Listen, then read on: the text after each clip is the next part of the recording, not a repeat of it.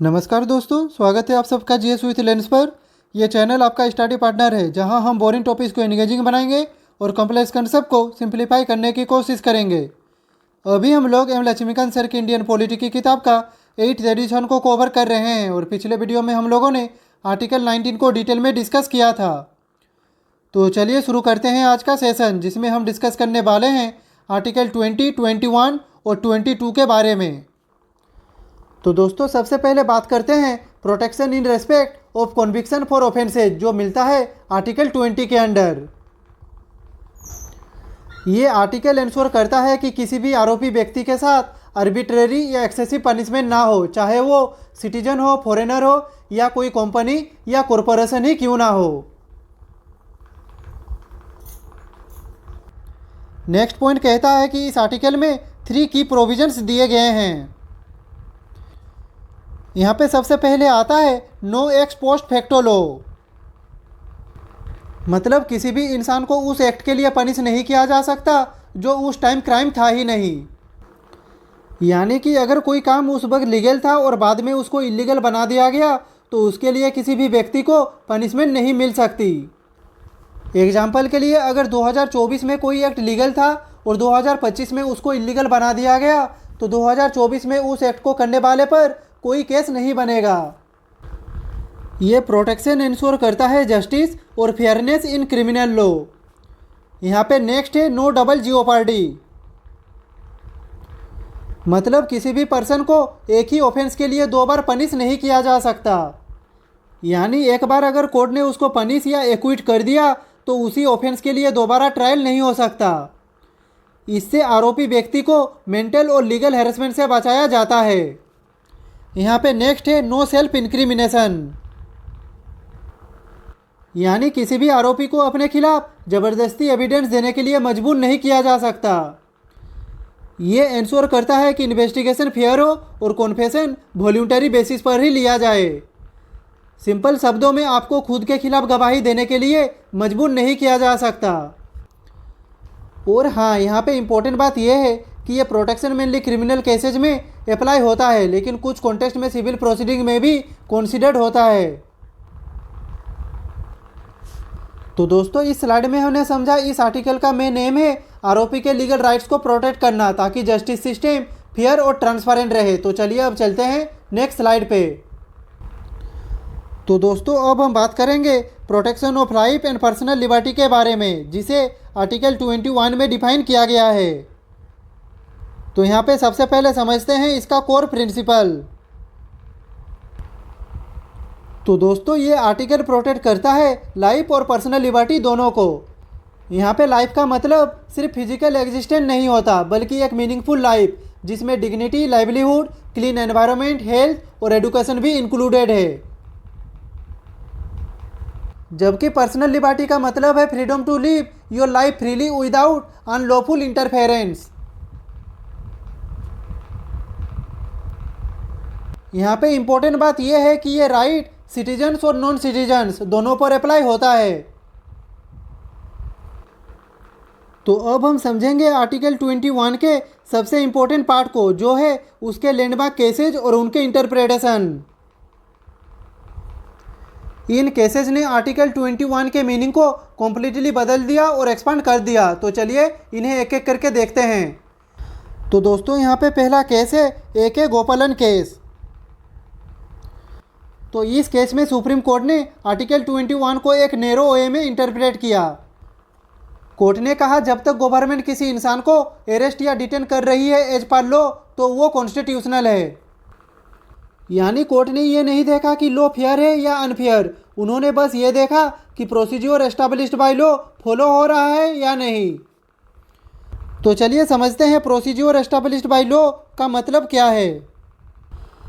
तो इसका मतलब है अगर पार्लियामेंट ने कोई लॉ पास किया है और उसके हिसाब से किसी की लाइफ या लिबर्टी डिप्राइव की गई है तो वो वैलिड माना जाएगा, चाहे वो फेयर हो या फिर अनफेयर। यानी जब तक प्रोसीज्योर लीगल है तब तक उसकी फेयरनेस पर क्वेश्चन नहीं उठाया जा सकता। और यही था पहला इंटरप्रिटेशन जो दिया गया था AK गोपालन केस ऑफ 1950 में। यहाँ पे नेक्स्ट है मेनका गांधी केस ऑफ 1978। तो इस केस में सुप्रीम कोर्ट ने कहा प्रोसीजर एस्टैब्लिश्ड बाय लॉ का मतलब सिर्फ कोई भी लॉ नहीं होता, बल्कि वो लॉ फेयर, जस्ट और रीजनेबल होना चाहिए। यानी अगर कोई लॉ अनफेयर, आर्बिट्ररी या अनजस्ट है तो उसके थ्रू किसी को लाइफ या लिबर्टी से वंचित नहीं किया जा सकता। कोर्ट ने यहाँ पे American concept of due process of law को भी इनडायरेक्टली इंक्लूड किया। ड्यू प्रोसेस का मतलब है कि ना सिर्फ प्रोसीजर होना चाहिए, बल्कि वो प्रोसीजर नेचुरल जस्टिस के प्रिंसिपल्स के हिसाब से फेयर भी होना चाहिए। एग्जाम्पल के लिए, अगर गवर्नमेंट एक ऐसा लॉ बनाए जिसमें लिखा हो कि किसी भी व्यक्ति को बिना सुनवाई के जेल भेजा जा सकता है, तो ऐसा लॉ वैलिड नहीं होगा, क्योंकि उसमें फेयर हियरिंग का चांस नहीं दिया गया। तो दोस्तों, यहाँ पे हमने देखा कि मेनका गांधी केस ने यह क्लियर कर दिया कि हर लॉ को टेस्ट किया जाएगा। तो ये था protection of life and personal liberty का एक फुल ब्रेकडाउन। तो चलिए अब चलते हैं नेक्स्ट स्लाइड पे। तो अब हम बात करेंगे राइट टू एजुकेशन के बारे में, जिसे आर्टिकल 21A में दिया गया है। तो देखिए, एजुकेशन सिर्फ एक नेसेसिटी नहीं बल्कि एक एम्पावरमेंट टूल है, और इसीलिए कॉन्स्टिट्यूशन ने इसे फंडामेंटल राइट बना दिया। तो सबसे पहले समझते हैं इसका कोर प्रिंसिपल। तो देखिए, इसके मुताबिक हर बच्चे को 6 से 14 साल के बीच फ्री और कंपलसरी एजुकेशन मिलनी ही चाहिए। यानी ना तो कोई बच्चा पैसे के अभाव में स्कूल से वंचित रहेगा, और ना ही कोई पेरेंट अपने बच्चों को स्कूल भेजने से मना कर सकता है। ये राइट इंश्योर करता है कि एजुकेशन सबके लिए इक्वल अपॉर्चुनिटी बन जाए। अब बात करते हैं इस राइट के जन्म की, यानी किस अमेंडमेंट से ये कॉन्स्टिट्यूशन में आया। तो ये राइट ऐड हुआ था 86 कॉन्स्टिट्यूशनल अमेंडमेंट एक्ट 2002 के थ्रू। इस अमेंडमेंट ने आर्टिकल 21A इंसर्ट किया और एजुकेशन को फंडामेंटल राइट के स्टेटस में ला दिया। तो दोस्तों, सिर्फ राइट बनाना काफ़ी नहीं होता, उसको इम्प्लीमेंट करने के लिए लॉ भी चाहिए होता है, और इसीलिए गवर्नमेंट ने पास किया राइट टू एजुकेशन एक्ट 2009। ये एक्ट 1 अप्रैल 2010 से इन्फोर्स हुआ, और इसने आर्टिकल 21A को प्रैक्टिकली इम्प्लीमेंट किया। तो दोस्तों, इस आर्टिकल ने एजुकेशन को एक प्रिविलेज नहीं बल्कि फंडामेंटल राइट बना दिया है, ताकि हर बच्चा, चाहे वो गरीब हो या फिर अमीर, अपनी पोटेंशियल तक पहुंच सके। तो चलिए अब चलते हैं नेक्स्ट स्लाइड पे। तो अब हम बात करेंगे protection against arrest and detention के बारे में, जिसे आर्टिकल 22 में डिफाइन किया गया है। तो देखिए, ये आर्टिकल प्रोटेक्ट करता है हर सिटीजन को आर्बिट्रेरी अरेस्ट और डिटेंशन के खिलाफ, और इसके दो पार्ट्स होते हैं, प्यूनिटिव डिटेंशन और प्रिवेंटिव डिटेंशन। तो चलिए पहले समझते हैं प्यूनिटिव डिटेंशन के बारे में। तो देखिए, प्यूनिटिव डिटेंशन का मतलब होता है जब किसी पर्सन को अरेस्ट किया जाता है किसी क्राइम के लिए जो उसने ऑलरेडी किया है। इस टाइप के अरेस्ट का पर्पज़ होता है पनिशमेंट देना या ट्रायल के लिए उसे कोर्ट के सामने लाना।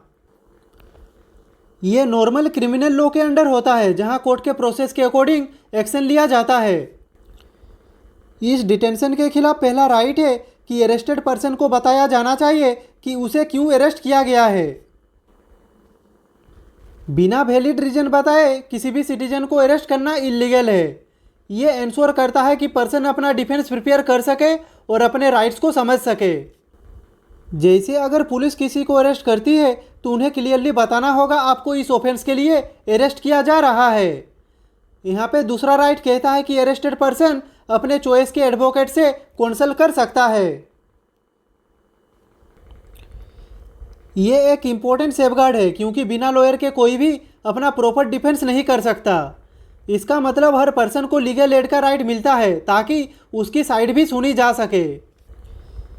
यहाँ पे तीसरा सेफगार्ड ये है कि अरेस्ट होने के 24 घंटे के अंदर उस पर्सन को मजिस्ट्रेट के सामने प्रेजेंट करना जरूरी है।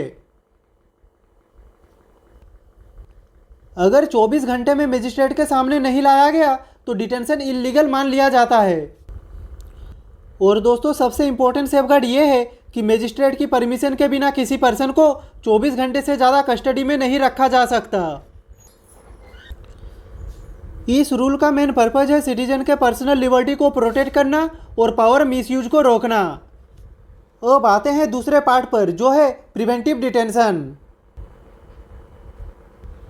तो देखिए, ये कॉन्सेप्ट थोड़ा कंट्रोवर्शियल है, क्योंकि यहाँ किसी पर्सन को ऑफेंस करने से पहले ही अरेस्ट कर लिया जाता है, सिर्फ डाउट के बेसिस पर। मतलब अगर गवर्नमेंट को लगता है कि कोई person public order, national security या फॉरेन रिलेशन के खिलाफ कुछ कर सकता है, तो उसे ट्रायल के बिना ही डिटेन किया जा सकता है। तो दोस्तों, इस डिटेंशन का मेन पर्पज पनिशमेंट नहीं बल्कि प्रिवेंशन होता है, यानी कि किसी को गलत काम करने से पहले ही रोकना। ये पावर मेनली पब्लिक सेफ्टी और नेशनल सिक्योरिटी के लिए यूज होती है, लेकिन इस पावर का मिसयूज ना हो इसके लिए कॉन्स्टिट्यूशन में कुछ सेफगार्ड्स भी दिए गए हैं। तो चलिए हर एक को देखते हैं। तो दोस्तों, प्रिवेंटिव डिटेंशन 3 महीने तक वैलिड होती है। अगर गवर्नमेंट चाहे तो इसको एक्सटेंड भी कर सकती है, लेकिन तब एक एडवाइजरी बोर्ड का अप्रूवल लेना मैंडेटरी है। इस केस में अगर बोर्ड सेटिस्फाइड नहीं होता तो डिटेंशन को बढ़ाया नहीं जा सकता। नेक्स्ट, डिटेन पर्सन को बताया जाना चाहिए कि उसकी डिटेंशन का रीजन क्या है, ताकि वो अपना डिफेंस प्रिपेयर कर सके। लेकिन कुछ स्पेशल केसेस में गवर्नमेंट स्पेसिफिक डिटेल्स को हाइड भी कर सकती है, अगर उनसे पब्लिक इंटरेस्ट खतरा हो। नेक्स्ट है डिटेनू, यानी डिटेन पर्सन को राइट मिलता है रिप्रेजेंटेशन देने का। मतलब वो अपना केस गवर्नमेंट के सामने रखकर डिटेंशन के खिलाफ अपील भी कर सकता है। ये एक फेयर चांस देता है अपनी साइड एक्सप्लेन करने का। तो दोस्तों, यहाँ पे हमने देखा आर्टिकल 22 एक बैलेंस प्रोविजन है। एक तरफ ये सिटीजन्स को आर्बिट्रेरी अरेस्ट और अनलॉफुल डिटेंशन से प्रोटेक्ट करता है, और दूसरी तरफ ये गवर्नमेंट को पावर देता है प्रिवेंटिव डिटेंशन यूज करने की, ताकि पब्लिक ऑर्डर और नेशनल सिक्योरिटी मेंटेन रहे। यानी ये आर्टिकल एक बैलेंस बनाता है between individual liberty and national safety. तो दोस्तों, आज के सेशन में हमने कवर किया आर्टिकल 20, आर्टिकल 21, आर्टिकल 21A और आर्टिकल 22 को। तो आज के लिए बस इतना ही। नेक्स्ट वीडियो में हम बात करेंगे आर्टिकल 23 और 24 के बारे में। अगर आपका आज के सेशन से रिलेटेड कुछ भी डाउट हो तो आप कमेंट बॉक्स में पूछ सकते हैं, और अगर आपको यह वीडियो पसंद आई हो तो लाइक करें, कमेंट करें, शेयर करें, और ऐसे ही इन्फॉर्मेटिव वीडियो देखने के लिए चैनल को सब्सक्राइब करें। मिलते हैं नेक्स्ट वीडियो पे, तब तक के लिए खुश रहिए, स्वस्थ रहिए। जय हिंद, वंदे मातरम, भारत माता की जय।